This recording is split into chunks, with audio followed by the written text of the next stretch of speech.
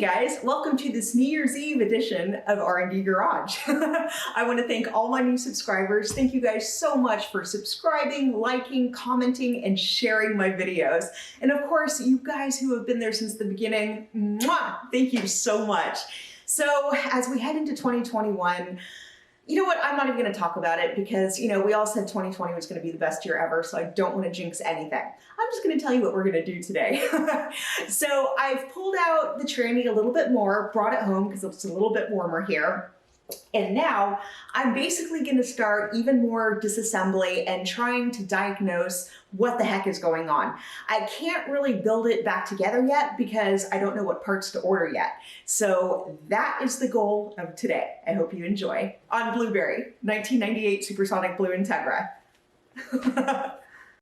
Okay, you guys notice that I have all my parts spread out here. So I'm going to explain what I did in a second, but as a side note, if you can find a clean, well-lit, warm area to work in that you don't have to kind of like gather up every night, that is definitely the way to go. So these I gathered up, took it home from our warehouse. I'm next to a heater. I'm good to go. So, okay, I'm going to catch you guys up now because you noticed obviously this is not how the last video ended. So what I did was just basically, the first step is to take off your reverse change holder with two 10mm bolts right here. The next step is the change holder. And you'll notice there's three also 10mm bolts, but this one is smaller. That's not a mistake. Nobody, you know, messed with your tranny. That's how it goes. And then the three shift forks right here. Basically what you do is these were all together and there's a third and you just kind of lift them out straight. And then from there, you can start to unpiece everything. So now we are good to go and I'm ready to diagnose. Okay guys, so if you're gonna be doing this job, I'm gonna let you know the most important tool in my arsenal here. Basically, it's this service manual. If you're gonna be doing a lot of work on your Integra, please, please, please go ahead and make that purchase. It'll be the best thing you ever bought. Okay, so I got my manual, I've got my micrometer, I've got my calipers, and I've got my feeler gauges. So now we're ready to go. Okay, so first step when working with these is you want to clean them off as soon as you get them out of the tranny of all the residue that's built up. I'm talking transmission fluid, oil, anything that's happened to be some sort of debris to get caught in here. We're going to be doing a lot of measurements and some of the parts will need to be oiled before we actually measure it. But that's again where the manual comes in because they'll tell us exactly which items need to be oiled. Okay guys, now I'm going to show you how the main shaft comes apart. It does not take excessive force whatsoever. Do not force these. When you're putting them back on, we're going to have to re-oil. So again, you don't want to use excessive force. Can't say that enough. And I'm going to show you also, once it comes apart, how to lay it down. Okay, so we're going to start here with the ball bearing. And so you see, it slides right off. Boop. And we're going to put it face down just like that. And now we're going to go ahead, take off the stop ring, and it went on like that. So we're going to lay that face down. And now we've got the needle bearing. And so this, there we go. And it's got the inner ring as well. And so we're going to lay this flat and flat. And now we're going to take out the synchro ring. Pretty cool. Lay it flat. And now we've got the synchro spring. I'm sorry, the reverse, what's that? Synchro sleeve. It's like an experiment. There we go. And now we've got the reverse synchro hub. So we're going to lay that. And then after that comes the synchro ring. Boop. Okay. And then we've got fifth gear. And it should slide right off. There we go. Boop. And you know what came with it is, I believe, what is this? The needle bearing. Oh yeah, because it looks like it has little tiny needle bearings in it. Anyway. Okay, lay those down. And now we've got the spacer collar. Pretty cool looking. Okay, and now we've got fourth gear and everything that came off with it. The synchro ring and another needle spacer. So actually, I'm just going to lay this down like that. Lay that one, actually I'm going to put that in the middle so we know where it came from. Okay, and now we've got the 3rd and 4th synchro sleeve, and it should just slide off. Again, you don't want to use force. And it also came with the hub itself, still inside. So actually, I'm just going to leave those together right now. And now we've got another synchro ring. Put that down. I'm running out of room here. And then we've got a synchro, oh no, this is 3rd gear, actually. Whoops. And another needle. Okay. There we go. Put that there.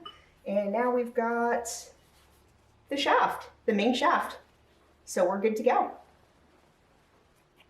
Okay, so everything to do with the main shaft assembly actually looks okay.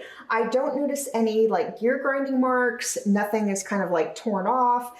It actually looks pretty clean. We're gonna go ahead and clean them a little bit further because we're gonna be performing a lot of measurements on these guys that will show you some. And so for now, we're gonna take a break from this. I wish I could say the same for the shift rod. Remember, this was what was poking out of the bottom of the tranny. So you can see there is just a deep bend right here, and this is not what it's supposed to look like at all. So I'm guessing we're gonna have to at least find this either brand new or another field trip to the pick and pull. Okay, so I already went ahead and measured some of these assemblies, but you know, a lot of the measurements were off, a lot of the parts are worn simply because the shift rod is so out of whack. And so when it's like that, you don't really have to go ahead and measure every single thing in the part, just because you know from the first couple measurements, if something's bad, they're all going to be bad. And so we definitely have a lot of parts to go through and replace. Okay, so I want to talk just a little bit about the throwout bearing, the fork, and the splines. So when we got this car, the previous owner had done a clutch on it. Again, I don't know who exactly put the clutch in, but unfortunately, I mean, the clutch was still somewhat new, but whoever did it did not use the proper grease. And I will go ahead and put the part number on here. You can see what grease they did use. It's like super baked into it. It's disgusting, and it definitely did not help the life of the clutch. So we're probably gonna, well, we're most definitely gonna have to replace that too. So another advantage of working at home, you can work with your dog. This is Peanut. Okay, back to it. So, okay, a lot of people will call me crazy, but once these are all apart, you know, you might as well measure everything you can, because you guys saw how hard and time consuming it is to take a tranny apart. So you want to make sure all the parts you do have are working well.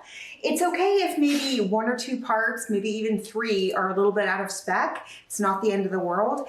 But when you get to a certain section and they're all just completely out of whack, you'll be glad you found that out, because you know, like I said, if you only measure a couple and you figure, oh, the rest are good, put it all back together, and then you still have issues. That, oh my gosh, that would probably be my worst nightmare at this point, because I don't really want to rip this apart again.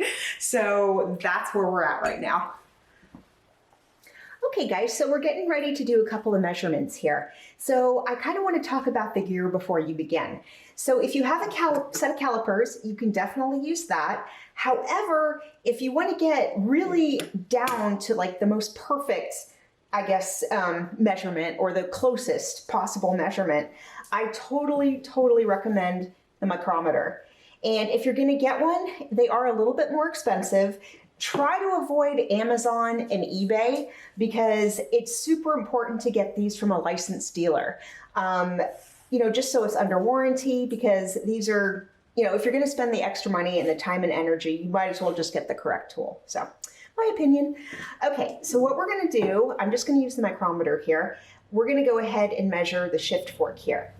And so what we're going to do first is kind of widen it, and then I'm going to go ahead, hold it by the front here, go ahead and slide it through. It's very important that you don't hit the rods here, because they're super fragile.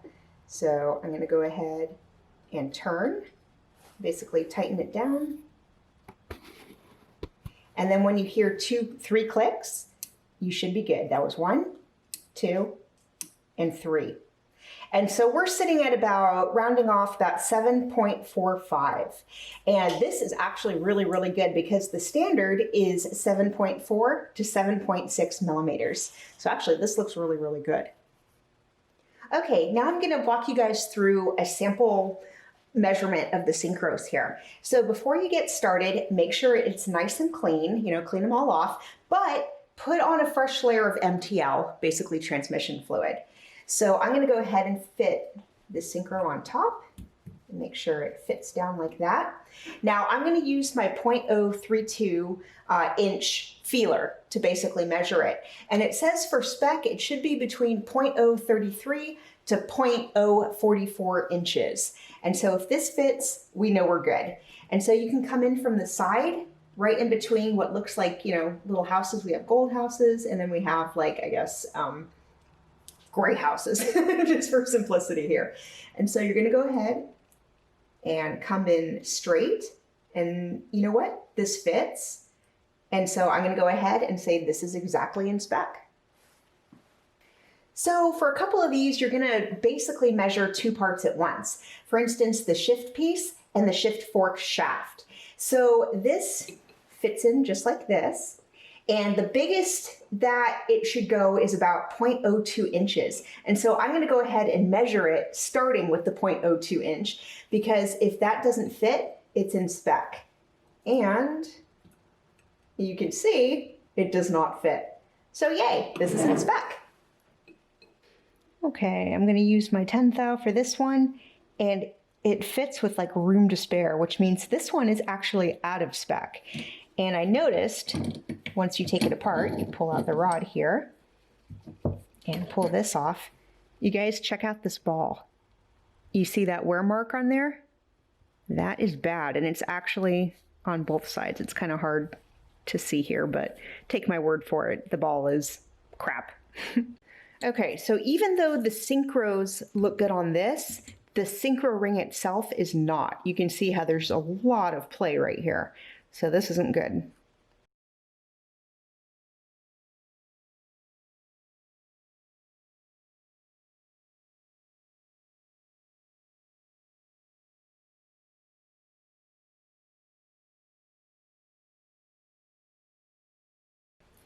Okay guys, so from the measurements I took, I know we're gonna need a rebuild kit basically for the synchros and the sleeves, these guys right here. The hubs look good, everything else looks kind of good. Some of the other mechanisms, unfortunately, aren't so good, as you'll see from the pictures we took for the measurements. I'm waiting on a puller so I can, yeah, go ahead and touch that. So I can take that guy apart. So for now, we're kind of at a standstill when it comes to Blueberry. Waiting for parts. 2021, please, please. So at this point, I'm gonna close out the video with thank you guys so much again for watching R&Dgarage this year. I appreciate you all. I know I say that, I'm like a broken record when it comes to that, but please believe me, I am thankful for every single one of my viewers. So this is great. Have a great time tonight, stay safe, Happy New Year, and I'll see you next year.